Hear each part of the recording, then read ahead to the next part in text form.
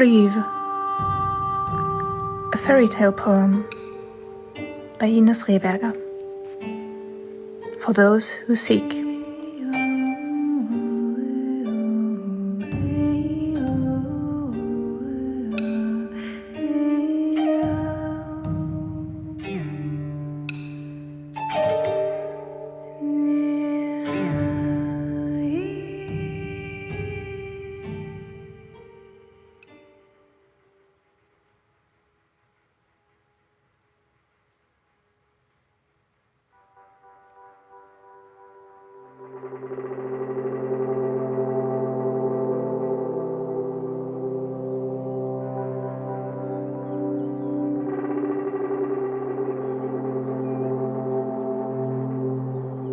Chapter 1. Tree. Made of wood and twigs and branches, but with a beating heart inside. A young tree, hungry for adventures, was aware the world is wide. Life was good out in the woods, away from busy roads. She's been kept safe, been kept from danger. She's lived alongside birds and toads. It all was fine until the day Mother told her, "Stay with me." That our tree girl fantasized of mountains, lochs, and of the sea. The urge to leave unbearable, the wooden heart so heavy. For moving on and changing fate, she certainly felt ready. To leave had to be then or never, for roots grow deep and fast. And staying in one place forever was not a way for her to last.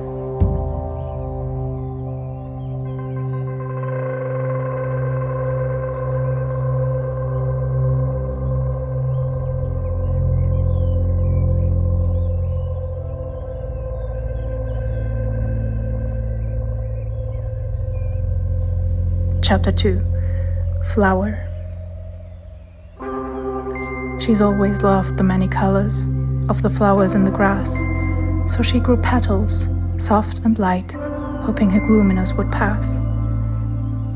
Her mother, furious with rage, demanded her to stay. But the flower, in mid-bloom, was already on her way. "You will never be as safe again," were the last words that she heard. With eyes now focused on the path, she wasn't even stirred.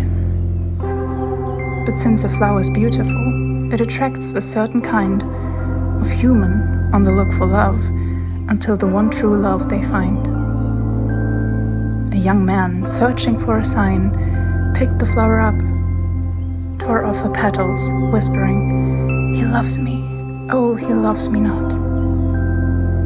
Broken, hurt, and left behind, the stem light in the meadow, from high above horizon's line, approached an eerie shadow.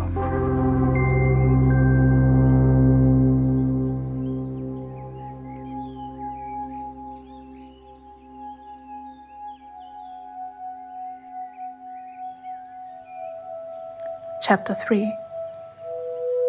Bird. "Why spend the day so delicate, my green and weakened child?" a raven asked, bent down and smiled.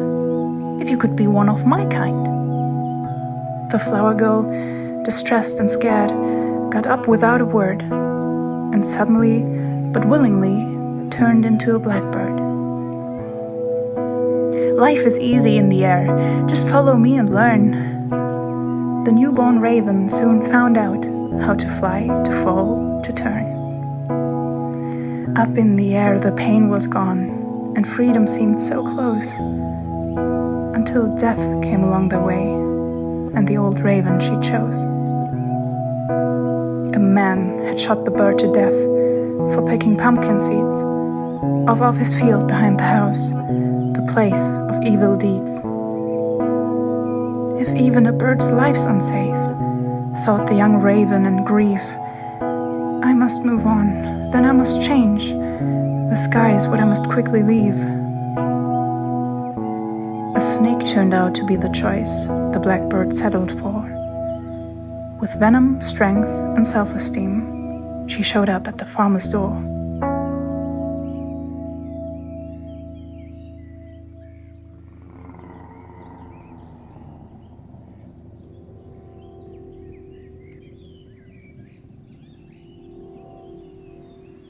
Chapter 4.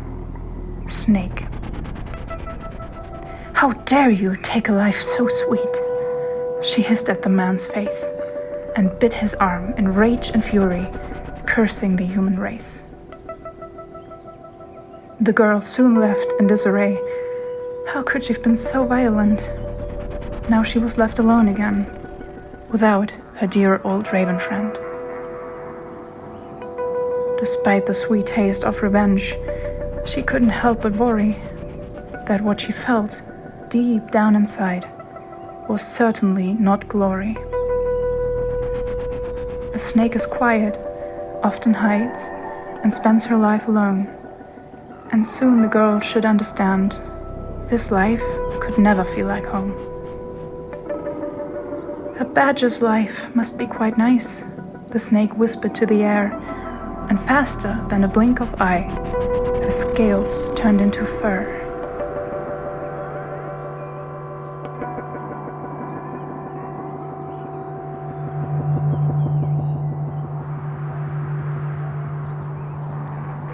Chapter 5. Badger. Back to the woods, back to the roots, back to where it had begun. Now the cycle was complete, and it couldn't be undone.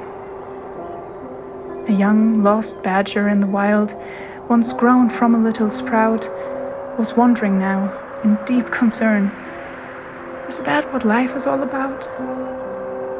Then something rustled in the bushes, next to the crouching child. Another badger looked at her, with a face bewildered, wild. Listen, child, be well aware, warned the friendly stranger. A life out here, as well as freedom, always comes with danger. Where can I go? What could I do? She asked him with watery eyes. You could try swimming with a fish. I heard the ocean is quite nice. But understand that every place hides evil, doom, and hurt. So no matter where you go, you should always be alert. This should be the longest journey of the lost and wandering girl. Over mountaintops, through valleys, facing rain and winds that whirled. On a dark and misty day, she finally arrived at the northern ocean shore and was thankful she'd survived. Once young and looking for adventures, the badger had grown old, well aware that all that glitters is most likely not gold. With her last strength, she moved her paws, dipped them into the sea, and forgot within a second that she'd ever been a tree. The end.